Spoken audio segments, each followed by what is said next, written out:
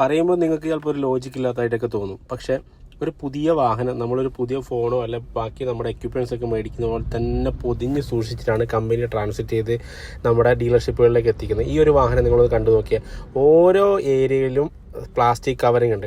അപ്പോൾ ഈ ഒരു കവറിങ് വെച്ച് നമ്മൾ ഒരിക്കലും വണ്ടിയുടെ ക്വാളിറ്റീനെ അളക്കാനൊന്നും പറ്റില്ല. പക്ഷെ ഞാൻ പറഞ്ഞത് സിമ്പിളായിട്ട് നിങ്ങൾക്ക് വാഹന മേഖലയുമായി ബന്ധപ്പെട്ട് ഒന്നും മനസ്സിലാവാത്ത അറിയാത്ത ആളാണെന്ന് പറഞ്ഞ് പലരും എന്നെ വിളിക്കാറുണ്ട്. അത്തരത്തിലുള്ള ആൾക്കാർക്ക് നിങ്ങൾക്ക് പുതിയ വണ്ടി, ഫ്രഷ് ബ്രാൻഡ് ന്യൂ വണ്ടിയാണോ തരുന്നതെന്നുള്ളത് ഈ ഒരു കാഴ്ചയിൽ തന്നെ മനസ്സിലാവും. ഇതിപ്പോൾ 2026 ജനുവരി മാനുഫാക്ചർ ചെയ്തിരിക്കുന്ന വാഹനമാണ്. അതിൻ്റെ ഓരോ ഏരിയ നിങ്ങൾ നോക്കുക. ട്രാൻസിറ്റിലായി ഓടി വന്നതിൻ്റെതായ ചില പൊട്ടും പൊടിയുണ്ട് എന്നുള്ളതല്ലാതെ വണ്ടി നീറ്റ് ആൻഡ് ക്ലീൻ ആണ്.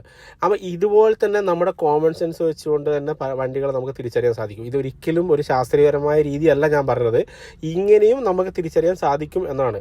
എന്തായാലും നമ്മളൊരു പുതിയ വണ്ടി എടുക്കുന്ന സമയത്ത് അത് ഇതുപോലെ യാർഡിൽ കിടക്കുന്ന സമയത്ത് ഒന്ന് നേരിട്ട് പോയി കണ്ടു കഴിഞ്ഞാൽ നമുക്ക് ഒരു തരത്തിലുള്ള ബുദ്ധിമുട്ടുകളും ഇല്ലാണ്ട് സന്തോഷത്തോടു കൂടി ഒരു ഡെലിവറി എടുക്കാൻ സാധിക്കും. ഇതൊക്കെ 10-30 ലക്ഷം രൂപയുടെ വണ്ടിയാണ്. ആ വണ്ടി എടുക്കാൻ പോകുന്ന സമയത്ത് എന്തെങ്കിലും ഒരു മിസ്റ്റേക്ക് കണ്ടുപിടിച്ച് അവിടെ കിടന്ന് അടി ഉണ്ടാക്കുന്നതിന് എത്രയോ നല്ലതാണ് നമ്മൾ ഒന്ന് മെനക്കെട്ട് ഒരു ദിവസം പോയി വണ്ടി നോക്കുന്നത്.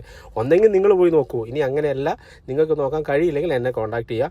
അപ്പോൾ എന്തായാലും നിർബന്ധമായും പുതിയ വണ്ടി എടുക്കുന്ന സമയത്ത് PDI ചെയ്യുക, അതായത് പ്രീ ഡെലിവറി ഇൻസ്പെക്ഷൻ. വണ്ടി ഒന്ന് നേരെ പോയി കാണുക എന്നുള്ളത് മാത്രമാണ് ഇതിനകത്ത് എനിക്ക് നിങ്ങൾക്ക് തരാനുള്ള ഉപദേശം. താങ്ക്